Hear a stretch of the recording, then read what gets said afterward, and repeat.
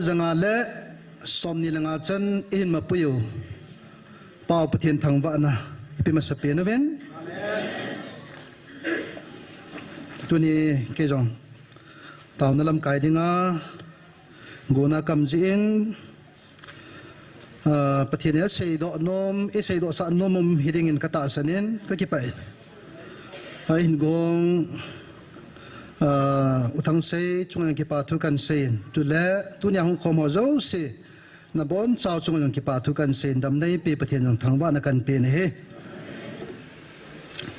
I bon chawa tu ni he thu sei hola phat mutam pen ka hiding ka ta sanin I bon chawa na man khom diu hen taw na yang thum vein man diu pathian wa choi lai na sa khom diu hen ka changa di ni gyal he ben lang ita khuzat lom aman go tham tipo tin bon chabai naman khom de hen ipi la masapenin pathen kamchang date 18/1 2025 ni khwani thumkan sim do nomen abala taw nai na lut de he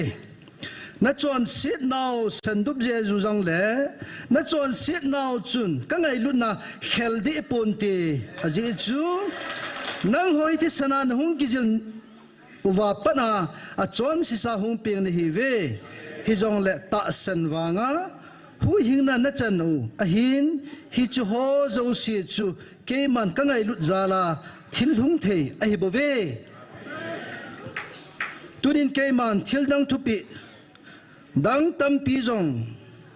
ka got pi povin khat la khat ne ki ngai lut diu chu kho sawin aji chu ke ma ngai lut pathin ka hi in hi chi ngai lut na chu le si kiu hilowa ton sona hichingai luna chun na tun do diu ahi bove na ta san nau chu na to a na chonwa mi ten amu the diu chu keima lunglam hi pathin kam chang isim do ho pathin chan che wadin phathei bo intin tauna point khat in man diu aban le pathin wa soilan sa khom diu aban le phat pathin thua kitil khona phat in man diu ban la taw pathian ba soila sa to taw ne man kit de he tu ni ki man cha di dano si chung hin tin ama sa penin taw na iman di wa hin point kan pinomen icha hin tunya silai muna pathinin kukinam mi te thagau pha na thagau khanga evil diu a ho pi diu hi ama to go na hi ama thu po na jong hoi tan ki chi tan ni zata ve a hin la hi chi to gon chu tu ni in silai mun hi an hi lo hela tu nia silai mun ta ho he I chi yo na di vam ti an ki ngai to te mas pen ane zo izar ham khat ho pu pias lam kai na al khat a ho sa dom dom chu ga chi yo mai the we kang po pilang ham ai lo le more lang ham singat ta ba am jong le tunia chilai mana taw ho he pha sia chi yo lo de we tuni I wang ho pha in tuni I wang phat ho pa thin ha cha ho ding ai taw ma sat pen de we ma spen in evangelist sin khulam tunin 15 February pathin kamchang ama kamchang ta momong kan sim do de ka sopa job chunga jong iza kai a hi na a hin na bo ka ko in ke ma ai thang wa e tuni hichi ka hachan nu jong van til gilovin azo loading alung sung ve pa ke man ka het ji a patip na ka pi hi tunin hichi patip na chu ke man ka sol ji hin nang ho na ma jong hichi patip na chu kan nei thei ta ji in kanam de han nei ta ve mi ham phan hi ve ta sanna bo ke ma gam loading te ni hi ve chon phat wangin ke man ka simpon na to phat manin jong ke man ka simpon ta sanla ka ngai lu na kana ki to na mun chu ke man ka sim hi pathian ata san le ngai lu na nei ta pathian na chilai muna ato na muna a service munan dal a tunia inam sungwa mi to bang lo hagao kho sa na zala a service an dal a hichi ministry hi pathian ta san puman bol chu sponsor ampoi pa thang khumang new lamland ama gal ki pat kon ha kumbul 2020 kumbul ham 22 December last kum lun lang ham ka po in hi cha chu new lam len KBC ho hong vil nawa ka het khel lo le ama hin to apana sang khat in ke pangai ti ni chi sponsor nei suno hi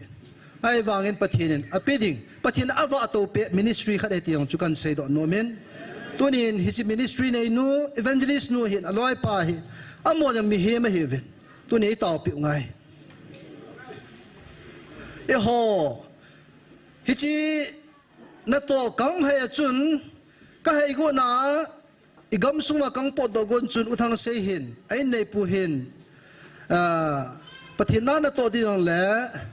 gam chom state chom ki hne ti et aji chu igam sung was na chi le koima na support dim pon te min nan su ding nan zo ding nan sei se ding tunin uthang sei ga wa na mui mai ten ten to ai chi thu phun ma sang jing a jong tam ta that na tu jing he tunin thu phun a jong tam ten pathin satana khuna thap na atu jingin hin la pathinin adin pin tuni sen ge ding zoin pathina mang cha jingin tuni in amazon aljipa zong amazon tuni mi hi ma hiven taw na ha manai ban pe ngai tuni chiki phod na mun hi mun chom khat hi le ai lo le i ho in khat bang hi le chilaya tuni taw ne man ho hi abhara ki lamai thech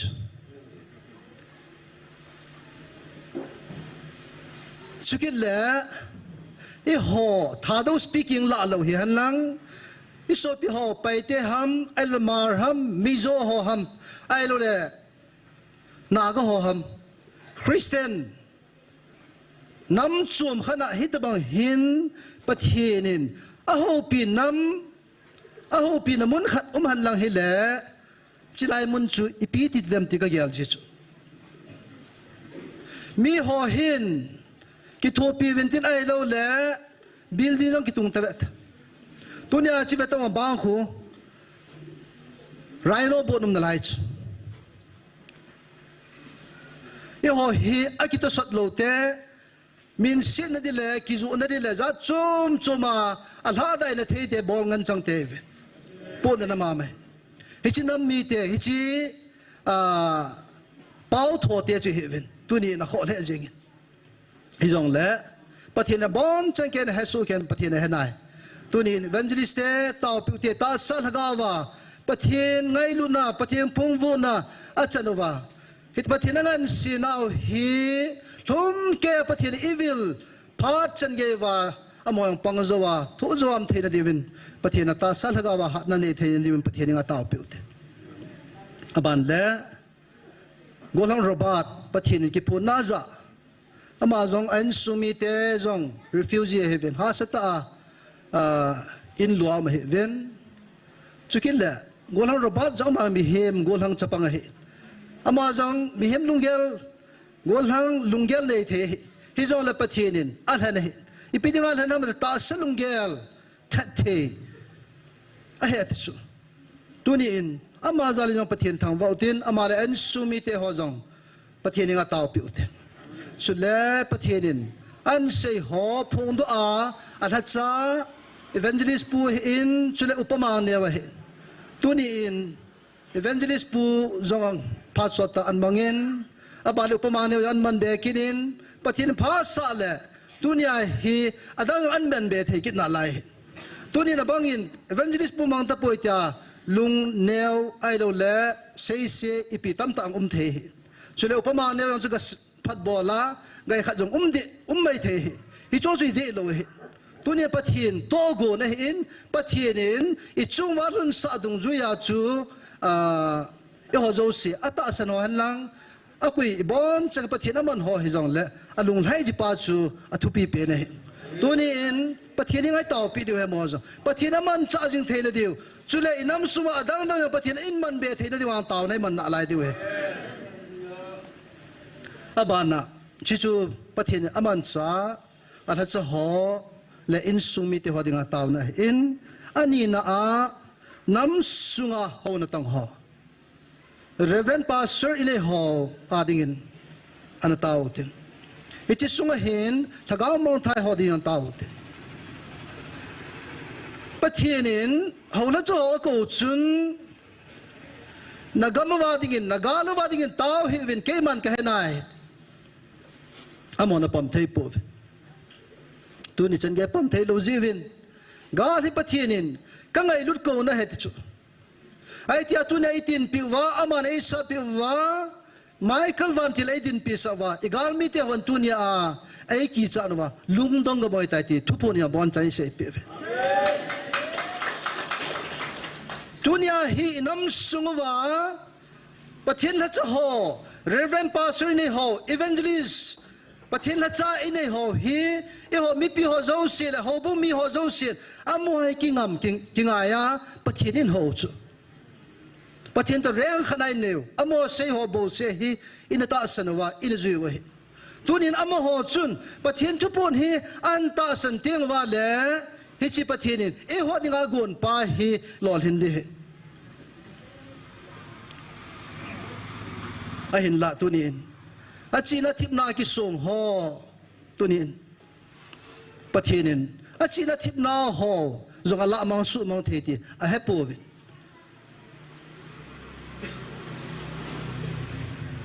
tunin ni hodi bol thiwam poin WhatsApp la dunga ikitex pia kinil pi la pathin chu pon nom kit pon nom chan na khan chano wa na ba sa du heti chu na ba sa na wa mo punya pathin tu pon tasan ho ahin la amon jong tunin seide heta povin pathin vil now hi ki chai ta dam ti chu mo lunggel hen tunin pathin ka tun do taka ama thil gon cha thun taka pathin da la lo de hi pharven mo jong lungdong gam ta lungdong lawa chilai mun hen be lawa pathin ki khop pathin ki phun na mo na hi pathin tau vinati naw mo na ong zo na devin ana tau pe te tu dai ho ima chalo hoi pathin oi za theu het thewa amon het the lo hi po da na khunung la mo hung za cha dim na lai chu tu ne za cha na lo diwin pathin phat ap parwai hi amon ki sia pathin o hung za hung het the ma chilai muna nam pia dinga kukinam pum pi pathinin tau vinati naw mona tau na pan hung la the dingin pathin nga tau pi ut amahon tunin pathinin lagaw khat aman sangin wanoi le sit pumpi mang tha le ka dei zoiti tunin ho kukinam mi te pathinin ipidinga hichigala ko ham adanga ji adangam poi ibon chawa pathin ko nei ta sanawa pamla dim sen e hobong sunglawa dim senin e ko sunglawa dim sene tunin hobong hon tagaw mong thai ko sa nam tapoi building ho ai lo le howina apoy mo ho ko sa nam tai kem cruisen ho ki bol tapoi inam sung gam sungwa tunin hi cho hi aki bol lo thein ding pastor hon tagaw mong thai ko sa na diu tagaw mong thai ka pi na diu tagaw mong thai ho abui pi na diu tau ako ko hobong amo chi mun nom na cha nei zo ho he tunin number 4 ne ho wy ne ho kania kham ho hi cho in sunga chi vin mai cham se mam ta poi hu do di chom ho he tunin pathin thu pon an ta san te wa le cho yo si cho mon an he the mo wa mi zo se an nei zo ho ki hi lo wa lam kai ho bo hi lo wa mi ta bang lo not thamam ho kham na thia ki hin kho mang ho zo se jang bon cha mon an ngai lu de we tunin nam ho zo se din ai nam chung ba thagaw mang thai zo se din na taw na mang tin pathin la cho pathin man ho he in chule pastor ho he in chule nam sunga thagaw mang thai ho dingin taw na na ne utin taw chai na he pastor lam chan hin ne in tin tuni the dan chin tua azwa mai chamung ki siam jang he an gyal do pai pai utte hallelujah amen taw na khat an ne ki lai utin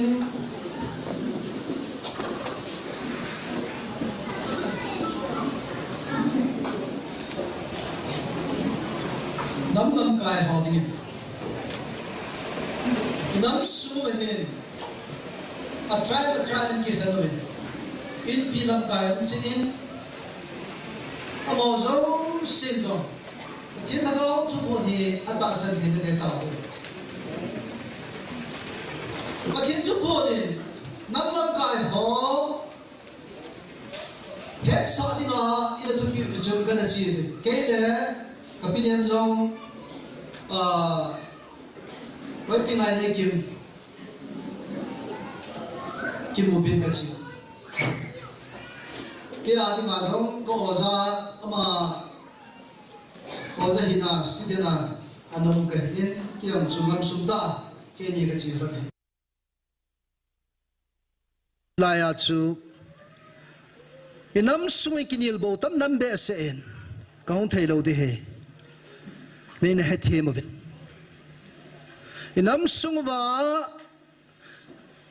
hầu lâm kai ho hin a homovin lâm kai ho zo su ki mu pi vin chi lo di la ta san lo dinga ang sei su ke heti tunin inam lam kai ho hi pathin a het sa wa pathinin a sei pi lo wa le ho sein kan ta lo ding na men tunin nam lam kai ho zo se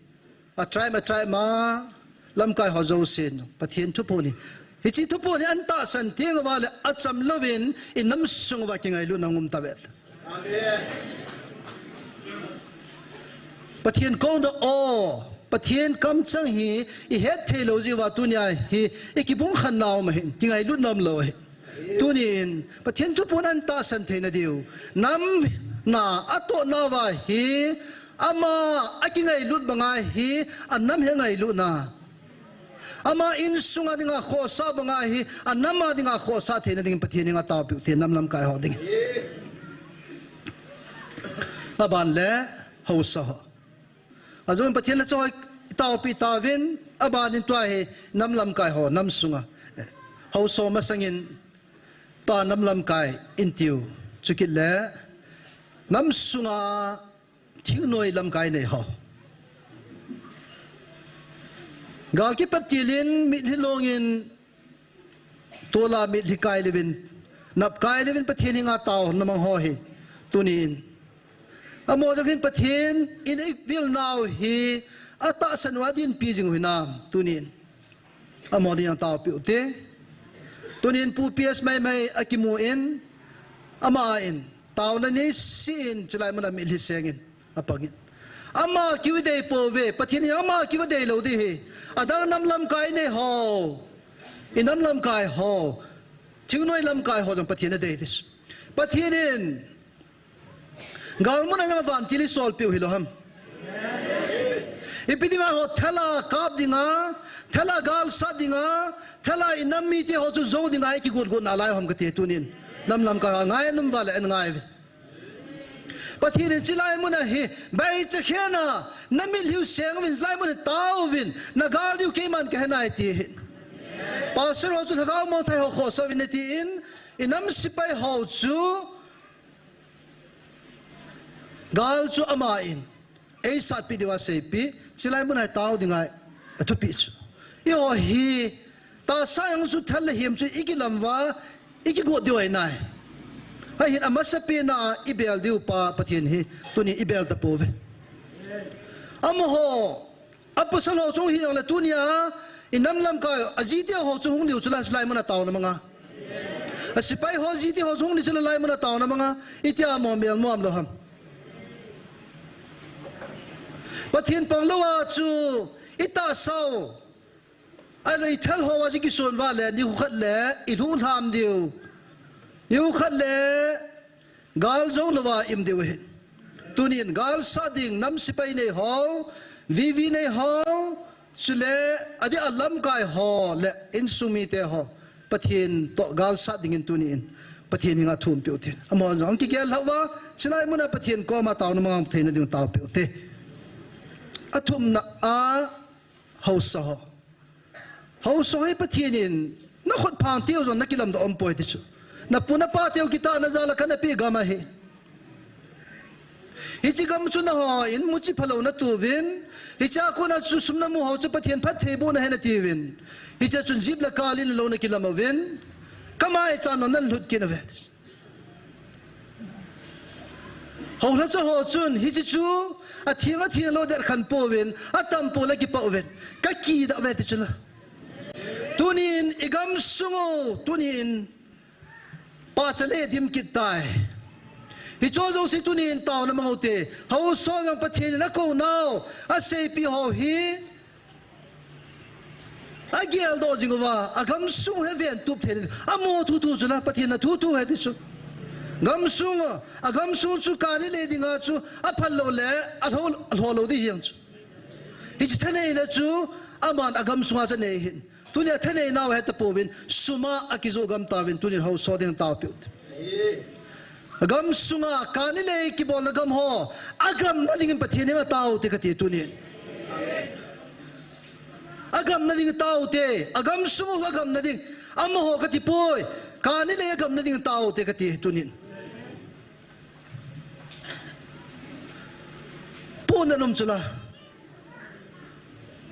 kani ki helo pichu thilphanawa ki vewa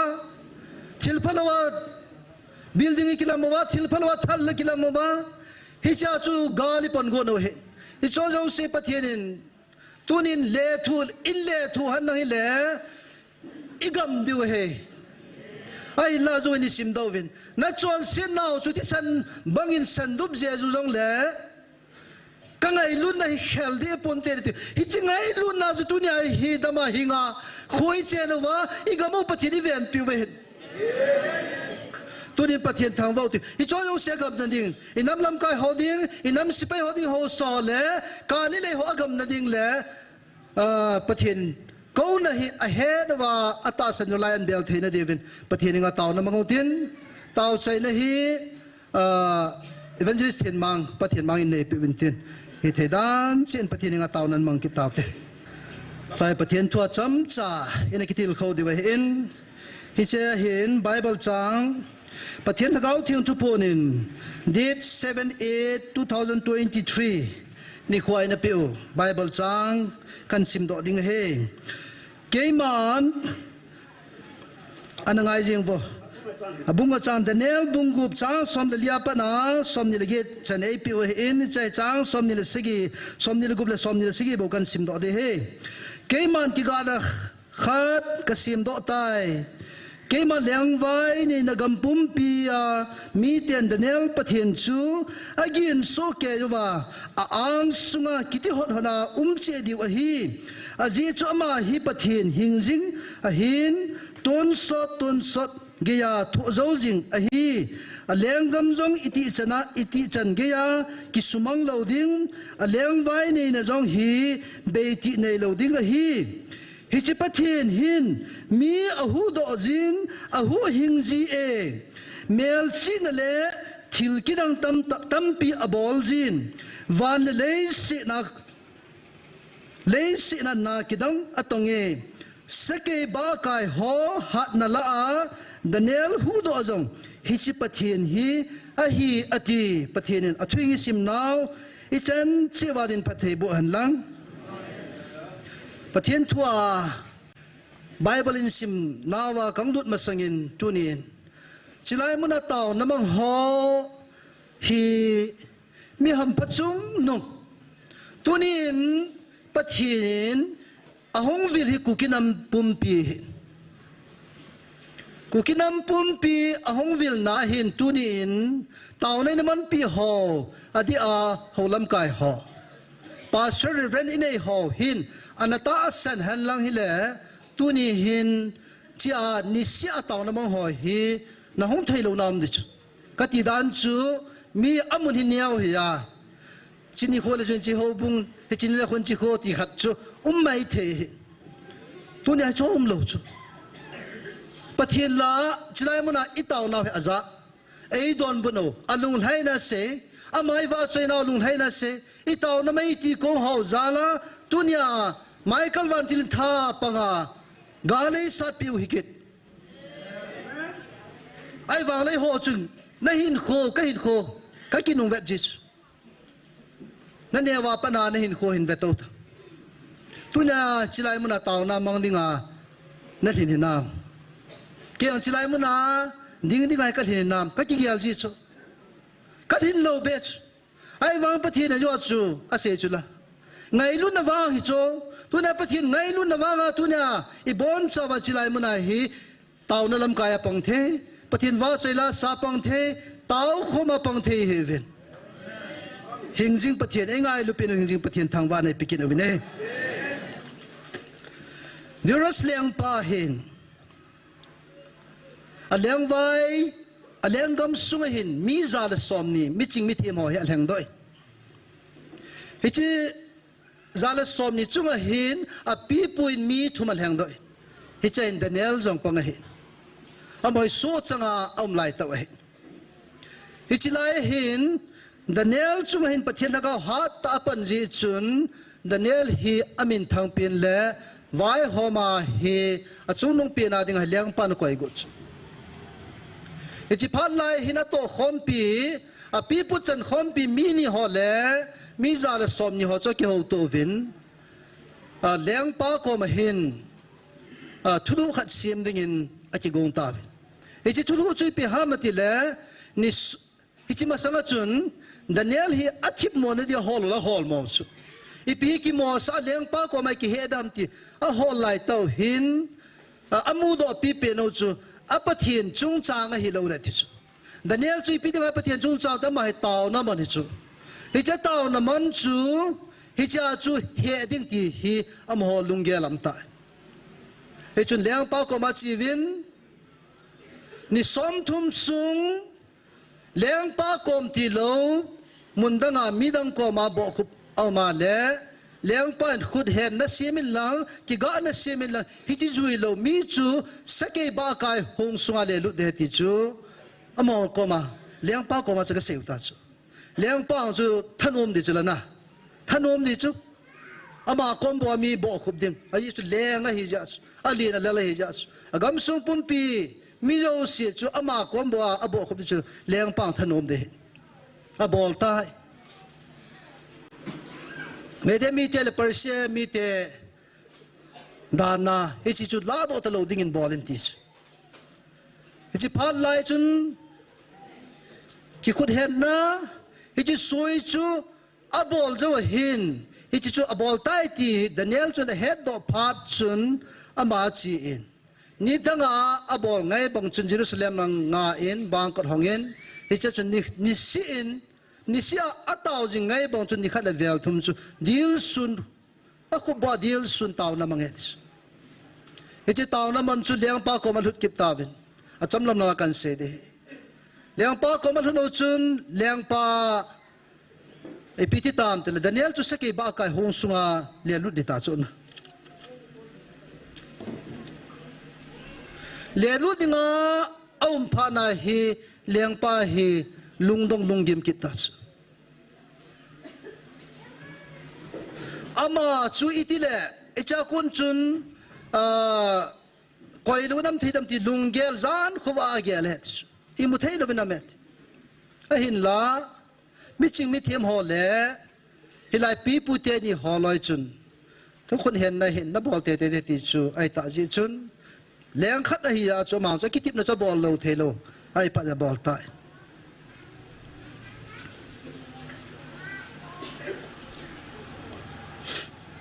hicha chun hudo naling lung timiti ngai to wangin angai to thei tapon kepi ba kai hong sung chun le lu dingin thu pitai hicha pina chun pathienin leng pa chun tan ti nei lawa na ho jin na pathien chun na hudo te te hantis Daniel Comas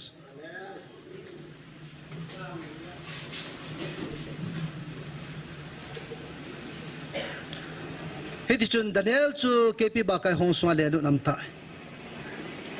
aliang pa cha na zong hita chu mu thei talawa jian ka hi hiti kepi hong sung zon zo na thasit a hi liang pa hi hung peng za jinga Daniel za chu wo Daniel pathian hing jing ha chapa tang lo hela na ho jing na pathian chun sakai ba kai hol a ko na chu na hu do zo hinam cha Daniel in don bunach wo leng pa hing sonin kapathin in avan tila hin solin sake ba kai kam sunga sin pitan keima sake ei susita po ve aji chu pathin maya nol na bein ka ume hallelujah sake ba kai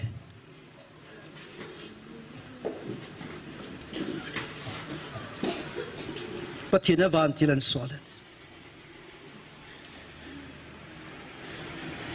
tunin chilai muna tao namang ho Daniel chu tao na chamana le sake ba kai hong swa chu le lutis sake ba kai chun sahing mihing gam sa ya ne a hi cha chu hinga hi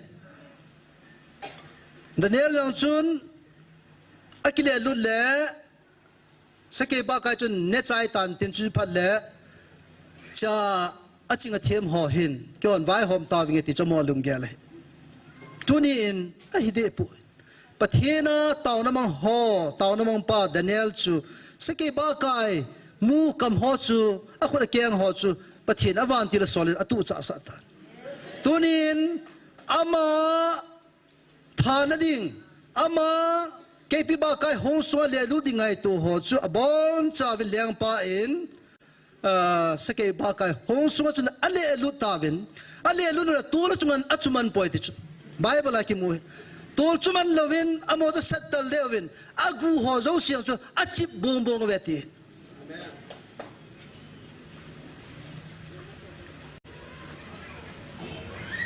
tunin e ho silai muna ta ho itabang bolgan thena ai lo na hobung sunga na in sunga ala nute ho na jipa ako na ipithap nai to wang Daniel wang chu sake ba kai hong sunga le lu dinga hi chu aman a hen na sa sa pathini nga taw na mangai tunin e hon itu ho hi hobung sunga abang chu vena koi ding ti loi na ima cha lo chu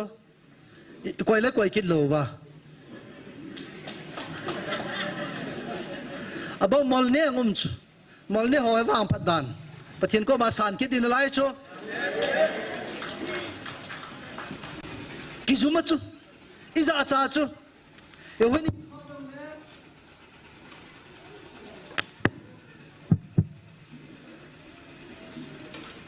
e kusung i veng sung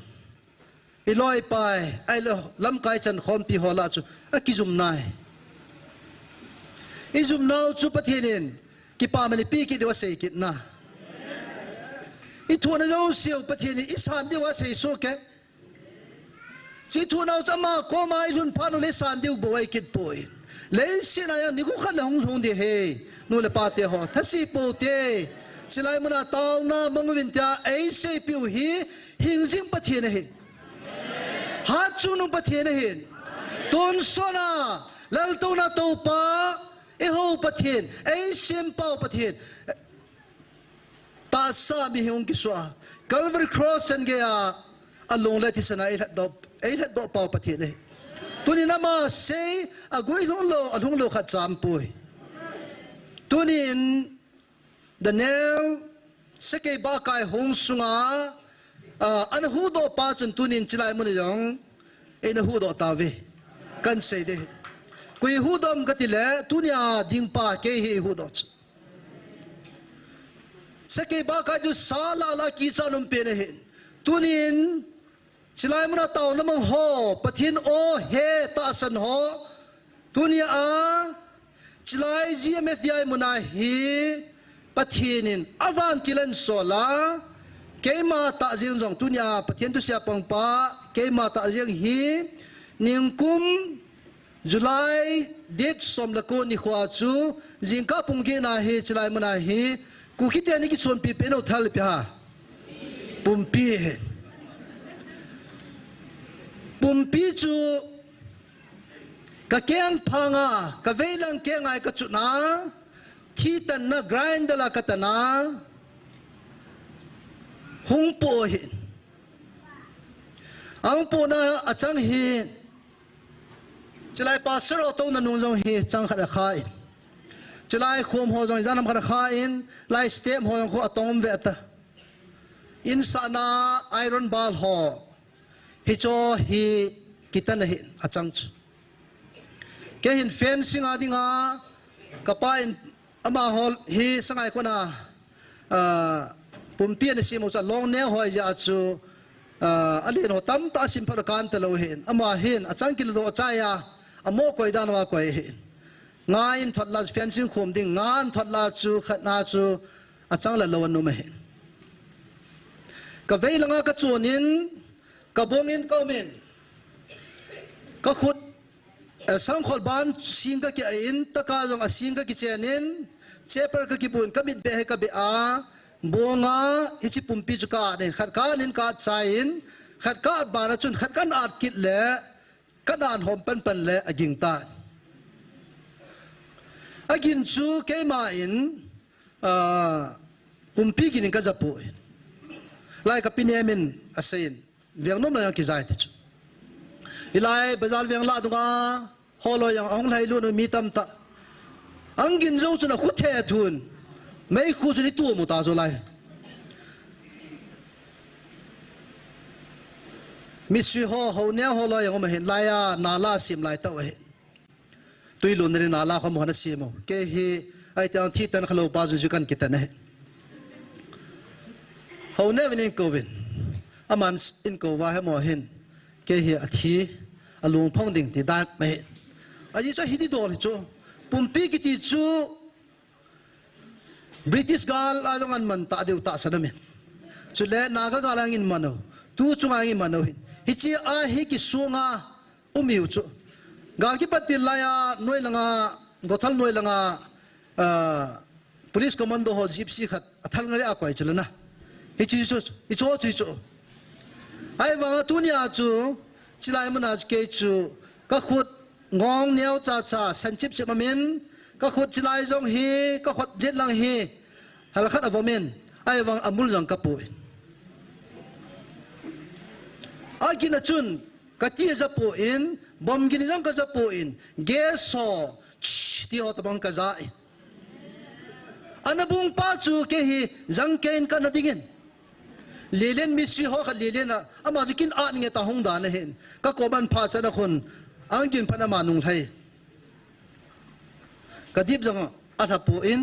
kati jang zapu in chule tuni pathian lo pi na dingin pathian even na tuni ka sei do no kati san jang vot kha jang vapu in tuna ri chu pidinga so hamatela pathian ei ta san ho chu asam jang kha jang pul lo de ti pa chu ka chunga hun sa he tunin ke chunga hung hilowen ibon chawa tunia inam pum piu le adi a pathian gau chiang chu pon ta san ho pathian iki phudan ni ta san naw adat na dinga tunia ke chunga hun sa ke inman he tunin pathian ka thang ve toy ga nung gel chun ti ja no mo mo so na tunia daniel ke pi ba kai akam sima aku nak yang ho anu tu tang pacun silai mun jong pumpi inam pi vini ki son pi peno la gala ison peno imel mateo thi tam na thei pen pumpi ineu chu tunin silai mun hen thi tan nai tanoven tunin apuin achang jong men lengin apumpi lo yang anung lang bang sena kinain ai wang pathian hu do silai muna ei ho piu hi pathian a hi lo le ke katal de a silai muna ta ho be chen ni na ka mai thius ai wang ka khu ka vyang le pathian lagau thiang tu pon ta san lo hon ki pa na nei du ki pa du ai wang mo ki pa povin alu dong ka ho bu wa phat so ta phat pi povin kana sein kin zo silai muna e ho piu pathian ai lo le tunin ilhan molwa kho kalup ding tunia ke ai muda le hilaya pathian tu pon hit pathian ai poitia se holohin naki pa du na khot na be do katis ai yang hi cho pathian ai ja tunia e ho jong chu silai muna hi in hu do hi ke hu do le tunin ho jong se na hu do he ti tunin ka sei do no me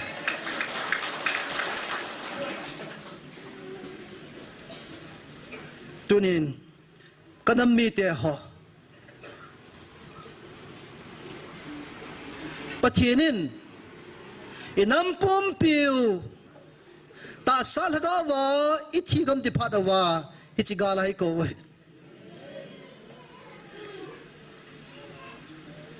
nam lam kai ho kovin pastor reverend ho kovin chule ho so kovin chule mi pi ho zo siang I bon cha vin ho pi vin a kho sa pi pen chu pathian tu pun ita sanwa ama ko mai hlun diu pathian to go na he bove tuni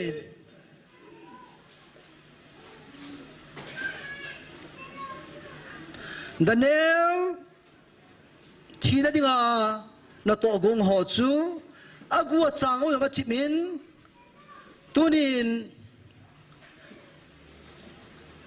pathian luhan na achungwa chu tunin vai ho pathienin angai lut achate anam hlan hagawa anam hlan hi ji vin pathienin tunin khatsa miching mithim ho banga chu thilo dingin pathienin tuni chan ge ko ve tunin pathiani ko pha do hi aki khial ni ko hung dinga hi tunin nammi te ho namlam kai ho pastor reverend ho chulemi pi ho pathian ki phun namun hi hinzo no tin chilai mun hi pathian o ahi lo ki chi sarin aiman patip chi ute aji chu bible in patip dingai bon chawa ai se pi we pathiana kun lo chu christian khat I hiya ka hiya le kachia kapati malaka het de pathina kun lovin thagaw mo thai kho sa ponte pathina kun lovin tuni in mi hu do ponte tuni bon chawa nam pumpi ho sule tunya ho ho jam ekitil kho diu chu e ho chilai mana taw nai mano he pathin se hin Daniel chu pathin taw nan ti pi lo pi ama taw chu pathin cha hi ja na tunai ho pathin hi ho pi taw hila a over som lila vel ge lang za taw hila tunai pe dinga hi ni khudanga hi hlom jiu ha Sunday ni le pathin chu pon mai bo hi pathin oi za naw hita pathin thu pi pa ayu sain sim daw ana to pa chu di chu pathin de tunia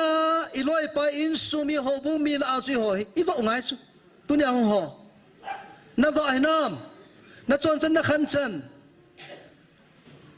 na thil bol ho ai lo ine cha ho a thiang lo I bol ho tunin thagau be ta sa thi sa he banga na to be ta sana thi sa he ti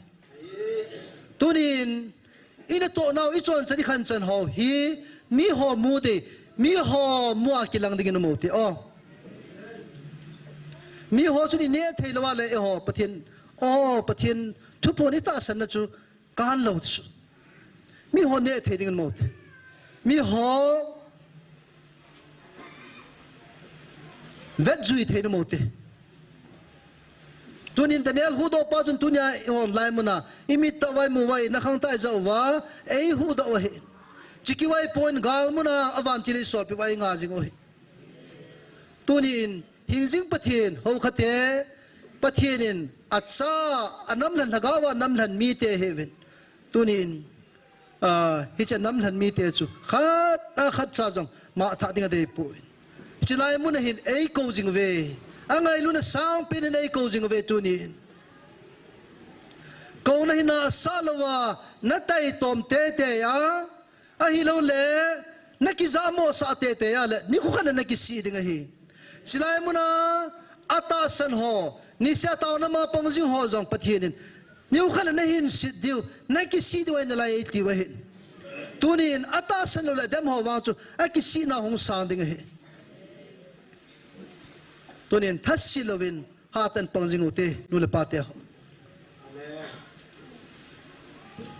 pathian to ki khewa pathian ko ma taw na ki mga pathianin ahum phale at itaw na walung laya e san pi ma va sa na ki pa ho se pi usala van til janel sim sen lo ta hunga hop khat ka da la pi ve ti pi ki do tuna hi van mi te ho to van til che ho to chiru van til anga mi te tao chu Michael van chilam pi mi te tao chu tunin nam mi te ho ke ho bo se ding chilai muna pathian chupon ta san ho bo se ding a pathian hungai poi inam pum pi wa ding a hungai hijin hong so Kevin pathian ko na angai lut ko na angai lut phat ap phat na wa hi a oi hung he china ta sana ama ki san te te dingin tip na kan nei ve all pi pen na san lai otin pathian ko ma ke pa thu se na se diwe tuni ei ma pui na ho ei vil na ho akidangin alo pi e pathian ko ma ki pa thu le na se utin a chai na hi pu piasin tau chai nai nei pi du si ki khan nau de olo pi pen ana sakit na lai utin